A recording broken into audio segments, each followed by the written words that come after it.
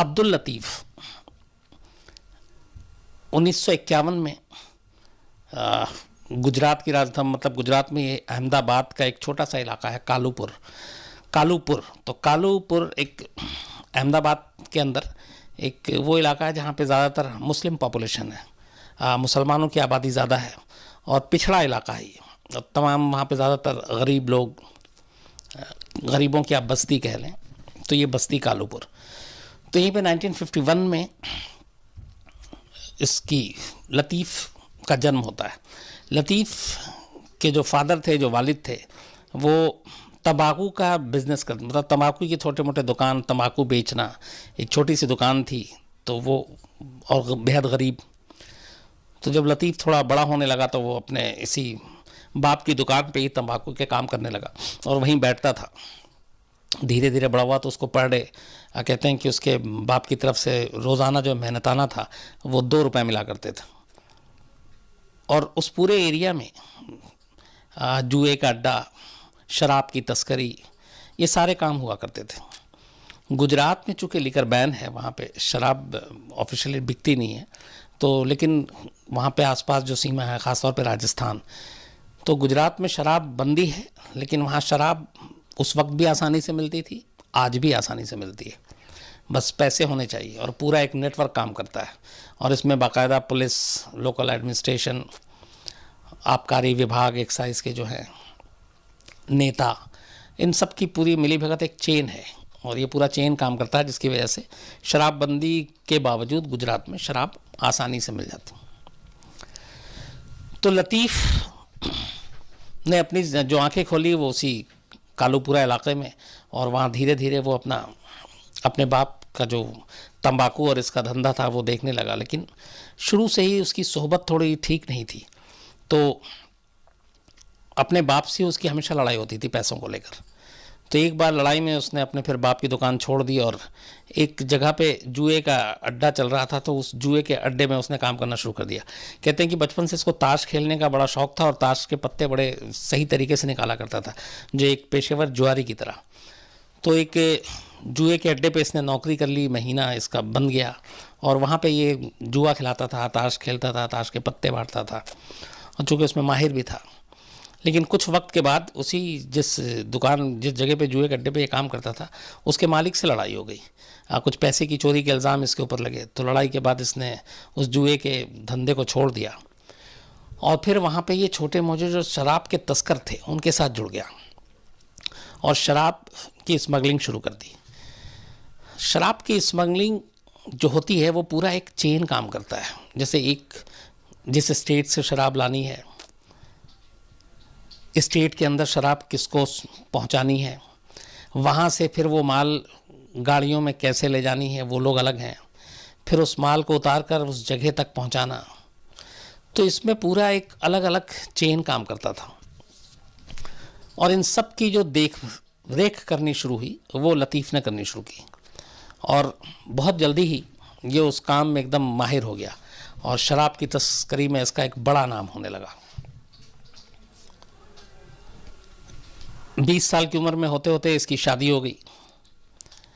अब शादी के बाद तब तक ये चूँकि 20 साल उम्र भी हो चुकी थी, ये शराब की तस्करी, कुछ जुए के अड्डे और कुछ इस तरह के जो वहाँ के बड़े बड़े लोग थे, इस तरह की चीज़ें करते थे, उनके साथ मिलकर इसने अपना धंधा शुरू कर दिया। कुछ सालों के बाद जब ये सारा धंधा होना गया और लोग इसके साथ इतने थे काम करने वाले, तो वो एक चेन बनता गया। अब सारे बुरे लोग थे, तो फिर इसने क्या किया, धीरे धीरे इस पेशे में लड़ाई होता तो इसने मर्डर करने शुरू कर दिए, खुद करता या अपने लोगों से कराता। फिर थोड़ी इसका नाम, इसकी दहशत फैली, तो ये अमीरों से वसूली करना शुरू कर दिया इसने, किडनैपिंग करना शुरू कर दिया इसने। और उसके बाद देखते ही देखते कुछ सालों में, 30 साल होते होते लतीफ़ एक बहुत बड़ा नाम हो चुका था और इसका जो पूरा डंका था वो पूरी गुजरात का जो बॉर्डर एरिया लगता है, वो राजस्थान, दमन, मध्य प्रदेश, महाराष्ट्र, दिल्ली, इन सब जगहों पे इसका रुतबा फैलता गया सिर्फ इसी धंधे की वजह से। अब ये एक बड़ा नाम था, पॉलिटिकल इसको संरक्षण भी मिला हुआ था। इसके जो उस वक्त के यूथ कांग्रेस के प्रेसिडेंट थे उसके साथ भी दोस्ती थी, बाकी नेताओं से भी इसकी दोस्ती रहती थी। इसी बीच में मुंबई के पठान ब्रदर्स हैं जिनसे इसकी दोस्ती हुई।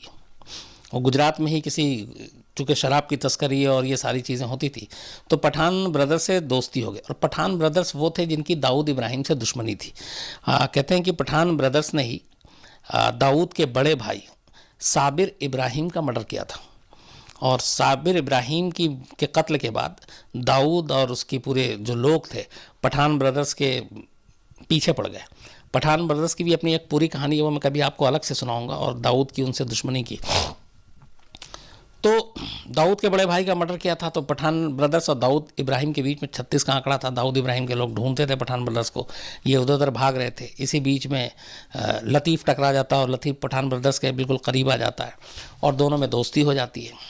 मतलब दाऊद के दुश्मन से लतीफ़ दोस्ती कर बैठता है। इसी बीच में होता क्या है कि दाऊद इब्राहिम पकड़ा जाता है। और दाऊद इब्राहिम तब, चूँकि वो भी एक स्मगलर और यही उसके ऊपर ठप्पा था, सोने और इलेक्ट्रॉनिक्स आइटम और इन चीज़ों का स्मगलिंग करता था 80s के दौर में। 93 के बाद दाऊद, जब 93 ब्लास्ट हुआ उसके बाद उसका चेहरा बदला था।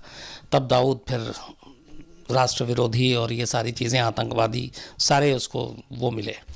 लेकिन 80s में दाऊद इब्राहिम सिर्फ एक स्मगलर के तौर पे ही जाना जाता था। 80s में ही दाऊद इब्राहिम एक बार इसी स्मगलिंग के चक्कर में और पकड़ा गया, तो अहमदाबाद के साबरमती जेल में बंद था।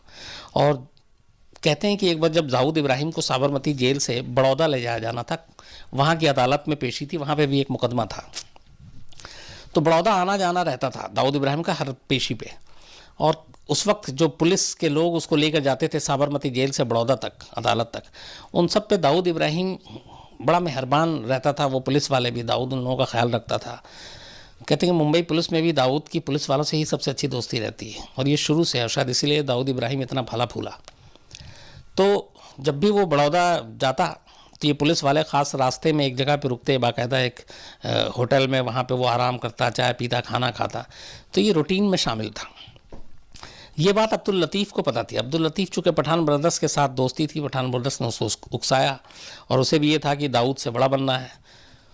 तो पठान ब्रदर्स ने जो साबिर इब्राहिम है दाऊद के बड़े भाई, उसको मारने के बाद पठान ब्रदर्स ने दाऊद पे भी हमला करने की कोशिश की थी, इसी गुजरात में। और एक बार तो बाकायदा एक ट्रैफिक पे गाड़ी रुकी हुई थी पुलिस की कस्टडी में, दाऊद गोली चलाया भी, लेकिन दाऊद बच गया।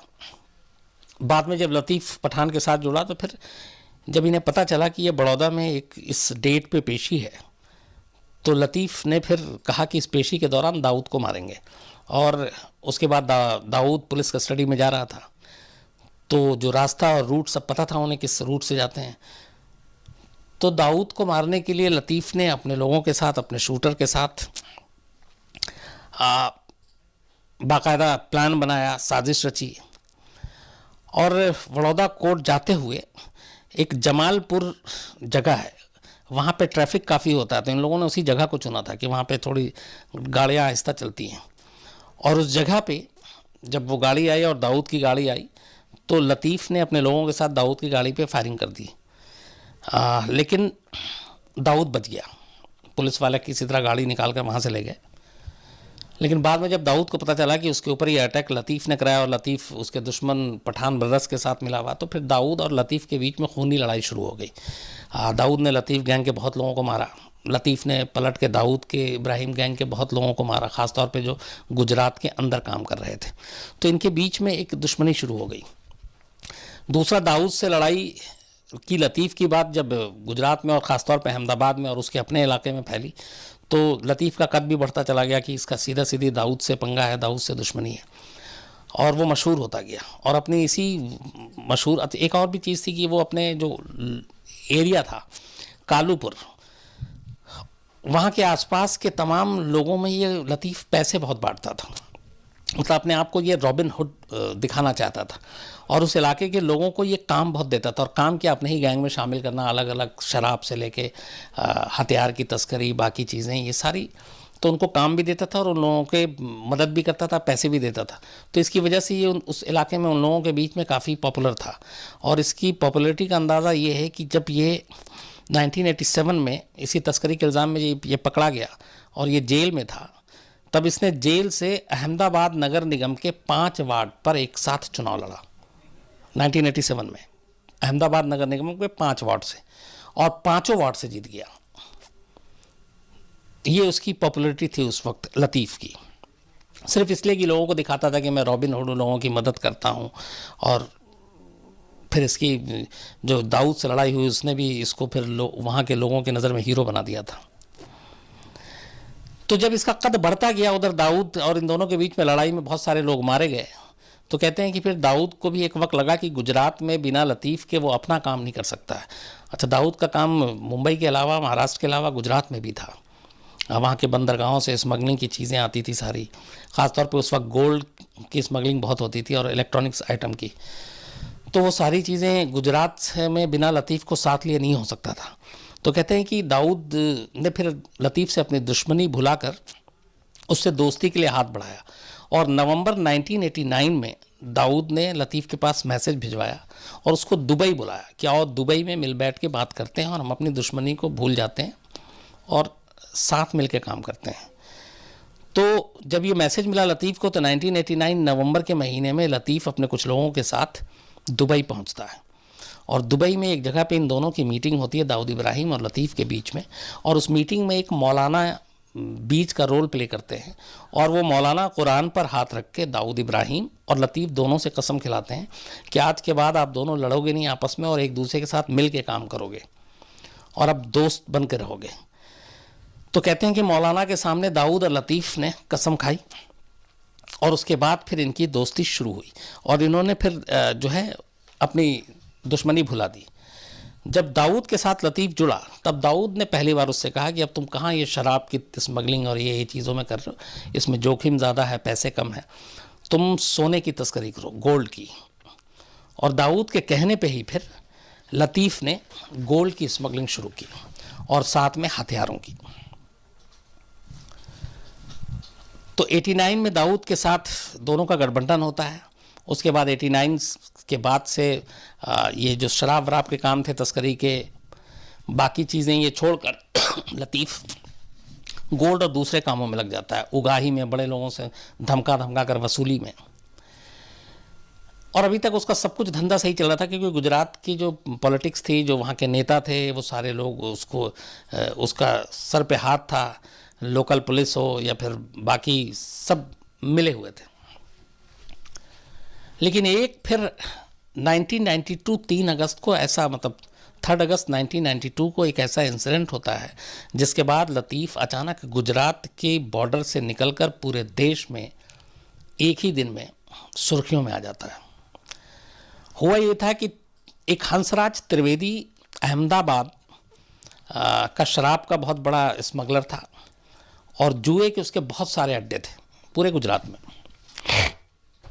और काफ़ी ताकतवर आदमी, पैसे वाला भी बहुत, हंसराज त्रिवेदी। तो दाऊद से इब्राहिम के बाद ये पता चला लतीफ़ को कि हंसराज त्रिवेदी उसके जो दुश्मन हैं, जो पठान ब्रदर्स से जुड़े हुए लोग हैं, उनको पनाह देता है और उनको वो शेल्टर देता है। तो लतीफ़ को ये बात लगा कि उसके दुश्मन को ये शेल्टर दे रहा है, ये ठीक नहीं है। उसने उसको धमकाया भी, लेकिन वो माना नहीं। तो फिर लतीफ़ ने कहा कि इस हंसराज त्रिवेदी को रास्ते से हटाना है। 3 अगस्त 1992 को लतीफ़ को इसका एक मुखबिर खबर देता है कि हंसराज त्रिवेदी आज जो अहमदाबाद में एक जगह है ओधवा में राधिका जिमखाना है, तो राधिका जिमखाना में वो आ रहा अपने दोस्तों के साथ 3 अगस्त 1992 को। जैसे ही ये खबर मिलती है लतीफ़ को, लतीफ़ अपने शूटर को भेजता है जिमखाना, और वो शूटर जो है AK-47 से लैस थे, और वो हंसराज त्रिवेदी को मारने का ऑर्डर देता है। शूटर हंसराज जिमखाना पहुंचता है, राधिका जिमखाना, हंसराज त्रिवेदी को मारने। बट वहाँ जब वो जिमखाने के अंदर जाता है, पहला एक जो बंदा उसका रेकी करके अंदर आता है चेक करके, तो उसका ये था कि हंसराज त्रिवेदी को वो पहचानता नहीं था शूटर। मुखबिर ने बता दिया था कि वो अपने दोस्तों के साथ बैठा है। जिस टेबल पे बैठा हुआ था हंसराज त्रिवेदी, उस टेबल पे कुल 9 लोग बैठे हुए थे, वो 8 हंसराज त्रिवेदी के दोस्त थे और 9वां खुद हंसराज त्रिवेदी। तो मुखबिर तो बता के वहाँ से निकल गया, ये कंफर्म था कि हंसराज त्रिवेदी उन्हीं 9 लोगों में से एक है। अब शूटर यहाँ से लतीफ़ को फ़ोन करता है कि मैं उसको पहचान नहीं पा रहा हूँ, इन 9 में से वो कौन सा और किस जगह पे एग्जैक्ट बैठा हुआ है उस टेबल पे, तो क्या करूँ। लतीफ़ इतना ज़्यादा पागल हुआ था और उस दुश्मनी में, उसने कहा कि एक काम करो, उस टेबल पे जितने 9 लोग बैठे हुए तुम 9 के 9 को मार दो। सीधा AK-47 जिमखाना में लेके घुसता है और AK-47 का मुंह उस टेबल की तरफ, और थोड़ी ही देर में 9 के 9 लोग टेबल पे मुर्दा, वो सबको गोली मार देता है। अब चूंकि एक तो हंसराज त्रिवेदी, ऊपर से जिमखाना जैसे इलाके में घुसकर 9 लोगों को एक साथ गोली मारना, ये अपने आप में बहुत बड़ा क्राइम था। गुजरात का हर अखबार फ्रंट पेज स्टोरी, और गुजरात के बाहर ये खबर हर जगह, वहाँ पे भी पहले पन्ने पे।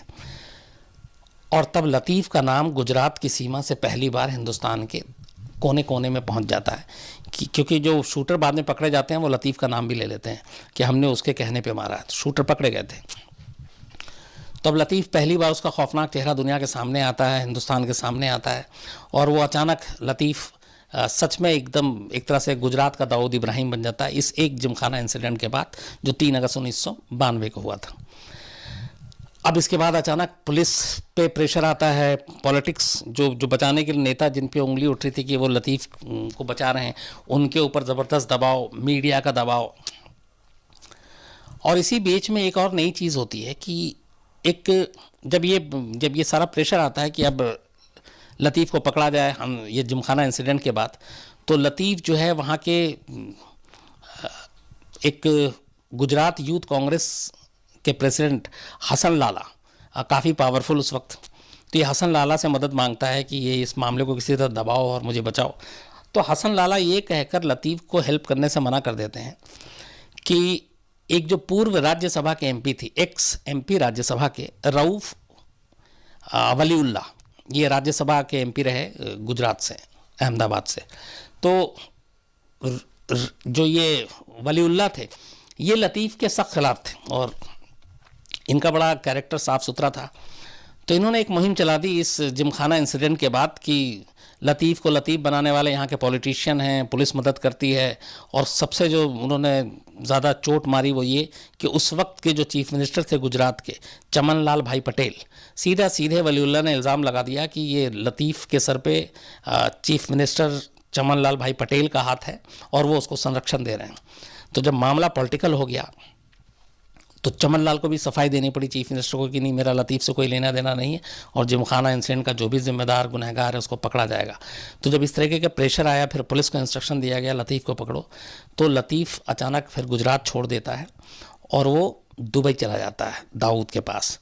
फिर दाऊद उसको अपने साथ लेकर, उस वक्त नहीं, वो दुबई चला जाता है। दुबई जाने के बाद ये वहाँ से फिर लगातार अपने पॉलिटिकल जो रिलेशन थे उसका इस्तेमाल करना चाहता कि ये केस किसी तरह दबाया जाए, उसका नाम हटाया जाए। तो तमाम जितने नेता थे उनसे बात करता है और फिर जो गुजरात यूथ कांग्रेस का प्रेसिडेंट हसन लाला, उससे बात करता है दुबई से। तो यही कहता है कि जब तक रऊफ़ वलीउल्लाह प्रेशर बनाता रहेगा हम लोग कुछ नहीं कर सकते हैं, उसको खामोश करना ज़रूरी है। 3 अगस्त 1992 को जिमखाना इंसिडेंट होता है। उसके ठीक 2 महीने के बाद 9 अक्टूबर 1992 को दुबई में बैठकर लतीफ़ अपने शूटर को इस बार भेजता है रऊफ़ वलीउल्लाह, जो एक्स राज्यसभा के MP, उनको मारने के लिए। और वलीउल्लाह को एक रेलवे क्रॉसिंग के बाद एक फ़ोटो कॉपी कराने के लिए एक दुकान में उस वक्त गए हुए थे एक्स MP ये रऊफ़ वलीउल्लाह, वहाँ शूटर पहुँचता है और गोली मार देता है। तो एक्स MP का भी मर्डर हो जाता है। अब जाहिर सी बात है एक्स MP आवाज़ उठा रहे थे और वो भी लगातार लतीफ़ के ख़िलाफ़, तो ये सारी चीज़ें ओपन थी। अब ये होता है कि लतीफ़ ने इस आवाज़ उठाने के लिए इस आवाज़ को भी दबा दिया। अब प्रेशर गवर्नमेंट पे और आ जाता है। इस बीच में ये भी होता है कि लतीफ़ दुबई में है तो दुबई से किसी तरह लाया जाए, हालांकि ट्रीटी नहीं थी।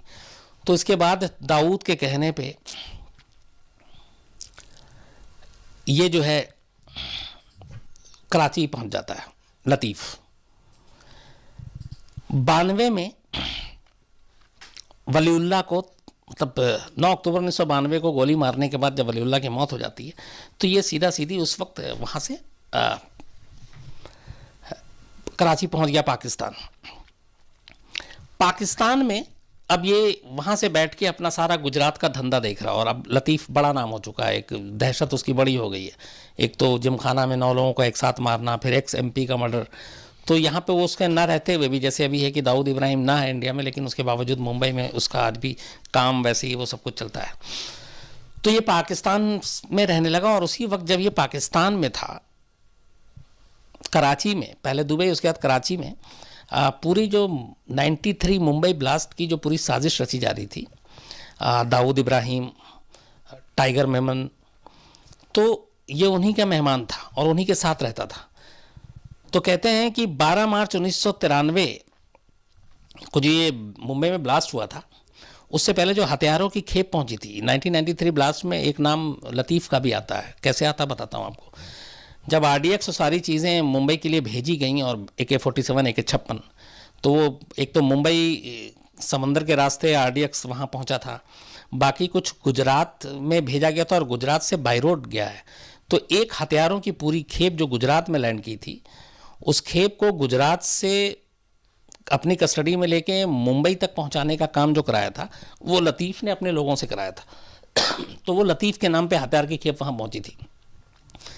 तो जो लतीफ़ के लोगों ने जो हथियार की खेप मुंबई पहुंचाई थी गुजरात में, वही उन्हीं में से, उसी खेप में से वो AK-56 राइफल था जो अबू सालेम ने बाद में संजय दत्त को दिया था।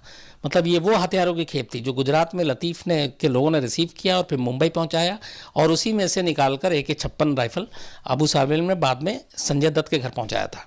तो 93 ब्लास्ट के इस हथियारों की सप्लाई और मुंबई पहुंचाने में लतीफ़ बाकायदा नामजद है। इसके बाद 12 मार्च को जब मुंबई में ब्लास्ट होता है, तो कहते हैं कि कराची में बैठकर दाऊद, टाइगर मेमन और ये तमाम लोग बहुत खुश हो रहे थे, और इनके लोग फ़ोन पे उनको बता रहे थे और एक दूसरे को मुबारकबाद दे रहे थे, और उसका भी ये हिस्सा था लतीफ़। इसके बाद लतीफ़ वहीं रहता है पाकिस्तान में, चूँकि यहाँ पे उसकी तलाश ज़ोरों शोर से जारी थी। फिर 93 का मामला आ गया, हथियारों में उसका नाम आ गया, तो उसे लगा कि अब यहाँ भी आना ठीक नहीं है, तो ये वहीं रहने लगा। और धीरे धीरे अब अपनी हिंदुस्तानी एजेंसी भी, गुजरात पुलिस भी, ये सब भी मान के बैठी कि जैसे दाऊद अब 93 के बाद इंडिया नहीं आएगा, तो अब लतीफ़ भी इंडिया नहीं आएगा। लेकिन ये सोच गलत थी, और इस गलत सोच का खुलासा होता है इसके भागने के 3 साल के बाद। 12 मार्च 1993 को मुंबई हुआ। 22 सितंबर 1995 को, अच्छा यहाँ पे एक चीज़ और थी कि जब रऊफ़ वलीउल्लाह जो एक्स MP थे, जब उनका मर्डर हो गया, और उससे पहले चूँकि जिमखाना हो चुका था, तो गुजरात पुलिस पे बहुत उंगली उठी। तो जब उंगली उठी तो इसलिए फिर गुजरात के चीफ मिनिस्टर ने इस पूरे मामले की जांच जो है वो CBI को दे दी, गुजरात पुलिस से लेकर। तो रऊफ़ वलीउल्लाह की मौत के बाद ये इस पूरे लतीफ़ के जो अब एक तरह से पूरे हिस्ट्री और उसके सारे क्राइम, उसकी जाँच अब CBI के पास आ गई। और CBI में जो दिल्ली में इस केस को देख रहे थे वो नीरज कुमार थे, जो कि दिल्ली के पुलिस कमिश्नर भी रहे हैं। तो ये अब पाकिस्तान में था, और धीरे धीरे 1995 आ गया, 93 के बाद 2 साल गुजर गए। अब लगा कि अब तो वो आएगा नहीं। एक दिन अचानक क्या होता है कि 22 सितंबर 1995 को एंटी टेररिस्ट स्क्वाड, गुजरात की जो पुलिस है, जो स्पेशल पुलिस ATS की वहाँ की, उनके पास 2 बिजनेसमैन आते हैं और कहते हैं कि उन्हें 2 नंबरों से धमकी मिल रही है कि इतने पैसे दो वरना जान से मार देंगे, और धमकी देने वाला अपने आप को लतीफ़ बता रहा है। तो ATS के पास वो गए, तो ATS ने उन दोनों नंबर लिए कि किस नंबर से फ़ोन आ रहा है। ATS ने वो नंबर लिया। इसके बाद ATS की टीम ने, चूँकि ये मामला लतीफ़ का CBI देख रही थी, तो एक टीम ने CBI को इन्फॉर्म किया और कहा कि ये 2 नंबर है और इस नंबर से धमकी आ रही है। अच्छा, उस ज़माने में फ़ोन सर्विलांस पे या नंबर पता करना बड़ा मुश्किल काम था, ख़ास तौर पर एक शहर के बाहर अगर लैंडलाइन से दूर, क्योंकि मोबाइल तो उतना उस वक्त था नहीं, और लैंडलाइन का ही ज़्यादा यूज़ था, बहुत कम था मोबाइल, बल्कि शायद आया भी नहीं था या आ चुका था। तो अगर सपोज़ दिल्ली से मैं मुंबई लैंडलाइन में उस ज़माने में कर रहा हूँ 1995 में, तो बड़ा मुश्किल है कि कहाँ से क्या किस, तो वो सर्विलांस उस वक्त इतना हम लोग, ख़ासतौर पे हमारी एजेंसी इतनी इसमें आगे नहीं थी। लेकिन ये 2 नंबर जब मिले तो सीबीआई को दिया गया, तो सीबीआई ने इसको किसी तरीके से एमटीएनएल के थ्रू पता करने की कोशिश की। तो उसके बाद उन दोनों बिजनेसमैन के फ़ोन को भी वो किया गया कि अब आगे आए तो पता चले। तो 2 नंबर जो आए, जो जहाँ से फ़ोन किया गया था, उसको जब ट्रेस किया गया तो पता चला कि ये दोनों नंबर दिल्ली के जनपथ टेलीफोन एक्सचेंज के तहत जो इलाके आते हैं वहाँ से किए गई। तो सीबीआई को पूरी इन्फॉर्मेशन दी गई। अब सीबीआई ने उसके ऊपर काम करना शुरू किया। जो एमटीएनएल है उसके पूरी उन्होंने हेल्प ली। जब इस तरीके से काम चलने लगा और इंक्वायरी होती गई तो पता चला कि ये डेली जो फ़ोन आता है ये शाम 7 से 10 के बीच में ही आता, मतलब शाम 7 बजे से लेकर रात 10 बजे के बीच में। एमटीएनएल ने कहा कि एग्जैक्ट ये कहाँ से आता है। जैसे ये तो पता चल गया कि दिल्ली में जो जनपद के पास टेलीफोन एक्सचेंज है उसके थ्रू जो इलाका आता है वहाँ से किया जाता है। लेकिन अब वो एरिया बहुत बड़ा है, पूरी आप मतलब सेंट्रल दिल्ली ले लीजिए आप, तो उसमें कनॉट प्लेस से लेके चांदनी चौक, पुरानी दिल्ली, पता नहीं कितने इलाके कवर होते हैं उस एक्सचेंज में। तो वो बड़ा मुश्किल था कि कौन सी जगह। तो एमटीएनएल ने कहा कि अगर सामने फ़ोन करने वाला 12-13 मिनट से ज़्यादा बात करता है तो हम एग्जैक्ट बता सकते हैं कि कहाँ से ये फ़ोन किया गया। और अगर वो 10 मिनट से पहले फ़ोन रख देता है, 12 मिनट से पहले फ़ोन रख देता है, तो बताना मुश्किल है। तो अब रिस्क लिया जाता है कि चलो कम से कम ये अब पता चल गया था कि 7 से 10 के बीच में ही कॉल आएगा, क्योंकि धमकी देने वाला 7 से 10 का ही टाइम देता था। तो टेलीफोन एक्सचेंज लगातार लगी रही। 2-3 दिन के बाद नीरज कुमार जो उस वक्त सीबीआई में थे, वो पूरी तरह से एमटीएनएल के साथ मिलकर और काम करते रहे। तो अचानक एक दिन इत्तेफाक से ऐसा हुआ कि 13-14, पहले 2-3 दिन तो यूँ गुजरा कि वो 2-3 मिनट बात करे, 4 मिनट फ़ोन रख दे, कुछ पता ही नहीं चल पाए। एक दिन उसने 13 मिनट से ज़्यादा वो कॉल आ गया। जब वो 13 मिनट से ज़्यादा कॉल हुआ तो उसके बाद अब उसको एमटीएनएल ने जब छाना तो पता चला कि ये कॉल पुरानी दिल्ली में जामा मस्जिद के करीब एक पीसीओ से किया गया है। अब इतनी जानकारी बहुत थी। उस पीसीओ का भी लोकेशन पता चल गया। पता चला कि वो पीसीओ जो है वो जामा मस्जिद पे एक जगह है चूड़ी वालान, बहुत ही संकरी सी गली है, और उस गली के अंदर एक पीसीओ है, और उस पीसीओ से ये कॉल किया गया। अब उस कॉल के बाद उसके ऑडियो को सुनाया गया। तो जो गुजरात पुलिस के तमाम लोग जो पहले से लतीफ़ को जानते थे, जो उसको अरेस्ट कर चुके थे, वो और उसके जो फ़ोन टैप हुआ था उसकी आवाज़ और उन मिलाया गया तो पता चला हाँ ये लतीफ़ की ही आवाज़ है। तो अब ये इंश्योर हो गया कि लतीफ़ की आवाज़ है, इसका मतलब है लतीफ़ पाकिस्तान से इंडिया आ चुका है, क्योंकि पहले ये डाउट था कि वो आएगा ही नहीं। और न सिर्फ इंडिया आ चुका बल्कि पुरानी दिल्ली में है। तो ये सीबीआई के लिए एक बड़ी कामयाबी थी। जैसे ही ये कन्फर्म हुआ उसके बाद गुजरात पुलिस की एटीएस की टीम दिल्ली आती है, सीबीआई के पास आती है, क्योंकि लतीफ़ के सारे पुराने मामले करीब 95 केसेस थे। तो ये वलीउल्लाह का मामला बेशक सीबीआई देख रही थी, लेकिन लतीफ़ के पुराने गुनाहों की जांच अभी भी और वहाँ की एटीएस और गुजरात पुलिस कर रही थी। और गुजरात पुलिस को एक और इसका जवाब भी देना था लोगों को कि वहाँ एक कॉमन ये था कि जब किसी क्रिमिनल को पकड़ते थे तो वो पुलिस वाले को हंस के कहते था कि हम जैसे छोटे क्रिमिनल को क्या पकड़ते हो, हिम्मत है तो लतीफ़ को पकड़ कर दिखाओ। ये बड़ा पुराना मुहावरा था। तो गुजरात पुलिस को भी कहीं ना कहीं ये चुभती थी ये बात। तो जब ये पता चला सीबीआई से कि ये कॉल तो पुरानी दिल्ली से और लतीफ़ की आवाज़ है, इसका मतलब है लतीफ़ पुरानी दिल्ली में है, तो एटीएस की टीम आती है। फिर सीबीआई की टीम को जब पता चलता है कि ये पुरानी दिल्ली की इस पीसीओ से किया गया है, तो सीबीआई लोकल जो सेंट्रल दिल्ली की पुलिस है उनकी मदद लेते हैं। 20 लोगों की एक टीम बनाई जाती है लोकल पुलिस की, और उस टीम को बाकायदा लतीफ़ के जो वीडियो पुराने थे शादी के वो निकाल के दिखाए जाते हैं। लतीफ़ की जो ऑडियो की आवाज़ है वो हर एक को सुनाई जाती है, ताकि ये सब सुनिश्चित कर लें, इंश्योर कर लें कि जिसको पकड़ने जा रहे हैं या जो पीसीओ में आएगा वो लतीफ़ ही है, कोई और ना हो। क्योंकि ये भी हो सकता है शायद गोली वोली चलाने की नौबत ना आए तो कोई बेगुनाह ना मरे। तो इस तमाम पूरी टीम, जो सीबीआई की टीम, दिल्ली पुलिस की लोकल टीम और गुजरात की एटीएस की टीम, 3 टीम मिलकर ये ऑपरेशन कर रही है। और आखिर में पता चलता है कि ये लतीफ़ की ही आवाज़। अब इसके बाद उस पीसीओ की निगरानी शुरू कर दी जाती है। एक चीज़ इनके साथ था कि 7 से 10 के बीच में ही कॉल आता है, तो 7 से 10 में ही ज़्यादा निगरानी हो रही है। उसके बाद 10 अक्टूबर 1995 का दिन आता है। अभी 3-4 दिन निकल गए। 22 सितंबर 1995 को पहली बार पता चला था कि ये कॉल आ रहा है और धमकी जो दी गई थी बिजनेसमैन को। और उसके बाद 10 अक्टूबर मतलब करीब 18 दिन गुजरते हैं ये सारी चीज़ें कवायद पूरी होने में। 10 अक्टूबर 1995 को सेंट्रल दिल्ली के जो डीसीपी का ऑफिस है, उस ऑफिस में बाकायदा पूरा एक सेटअप है, एमटीएनएल के लोग बैठे हुए हैं, वो सारे उस फ़ोन को और उस पीसीओ के सारी चीज़ों को टैप किए हुए हैं। अब वो देख रहे हैं कि दिल्ली से एक कॉल जाए जैसे ही जो अहमदाबाद जाएगा, तो अगर वो जाता है और वो है तो उसके बाद ऑपरेशन शुरू करेंगे। तो बैठे हुए हैं शाम 7 बजने के बाद 7:30 8 बज जाता है, कई फ़ोन आ रहे हैं लेकिन उस पीसीओ से अहमदाबाद का कॉल नहीं आता। इसी बीच में और हर कॉल को सब सुन रहे हैं हेडफोन लगाकर, एक कॉल उदयपुर के लिए लगाया जाता है उसी पीसीओ से।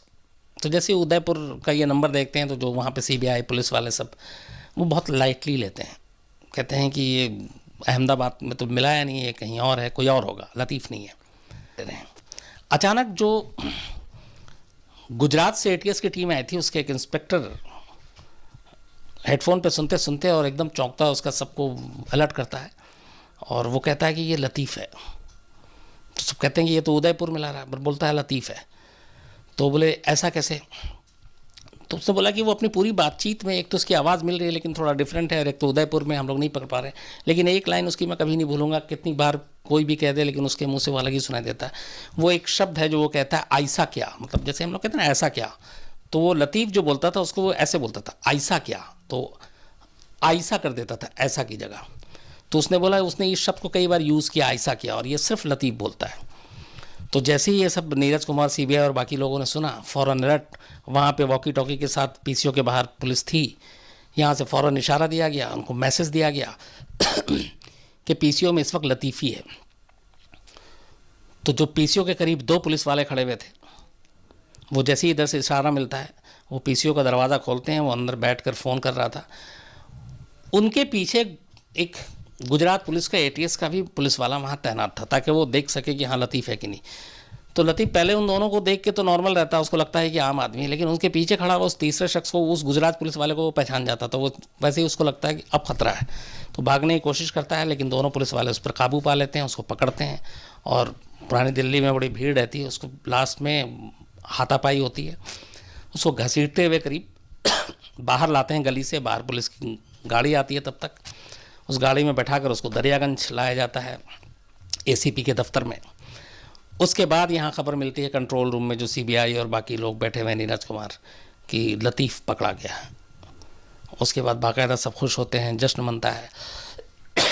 थोड़ी देर के बाद गुजरात पुलिस के जो सीनियर आते हैं वो लतीफ़ का मुंह खोलते हैं, उसका एक दांत सोने का था, तो वो देखते हैं वो सोने का दांत, पहचान जाते हैं कि ये लतीफ़ है। थोड़ी देर के बाद फिर थोड़ी उसकी पिटाई विटाई होती है, तो वो खुद भी एक्सेप्ट कर लेता है कि मैं लतीफ़ हूँ, और इस तरह लतीफ़ को पकड़कर अगली सुबह अहमदाबाद ले जाया जाता है। हाँ, उससे पहले रात को ही वहाँ के सीएम, चीफ मिनिस्टर को सबको खबर की जाती है, क्योंकि लतीफ़ बहुत बड़ा कैच था, और उसके बाद उसको अहमदाबाद ले जाते हैं।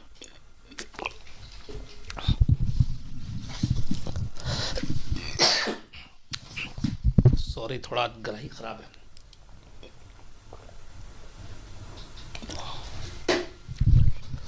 अहमदाबाद में बाकायदा नेक्स्ट डे सारे अखबारों में खबर आती है, जो ये पूरी टीम थी सीबीआई की, दिल्ली पुलिस की, गुजरात की, इन सबको इनाम दिया जाता है और उसको साबरमती जेल भेज दिया जाता है। मुकदमा चलता है, करीब 2 साल गुजरते हैं। 2 साल के बाद 29 नवंबर 1997 को लतीफ़ को जेल से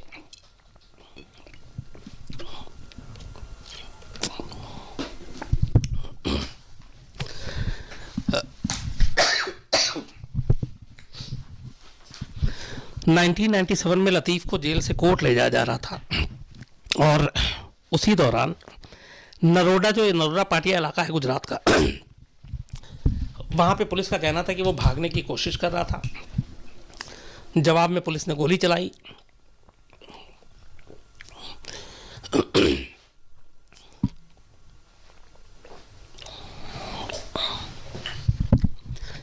ये नरोडा रेलवे क्रॉसिंग है, जहाँ पे पुलिस उसको कोर्ट में पेशी के लिए ले जा रही थी साबरमती जेल से। पुलिस का कहना, अचानक वो भागने लगा, गोली चली और ये मारा गया। इस तरीके से इसका एनकाउंटर हुआ और लतीफ़ की कहानी ख़त्म हुई। तो गिरफ्तारी के 2 साल के बाद 95 में अरेस्ट होता है, 1997 में लतीफ़ मारा जाता है। कहते हैं कि गुजरात में लतीफ़ से बड़ा डॉन और इससे बड़ा क्रिमिनल ना उससे पहले था ना उसके बाद अभी तक हुआ है। तो ये थी पूरी लतीफ़ की कहानी।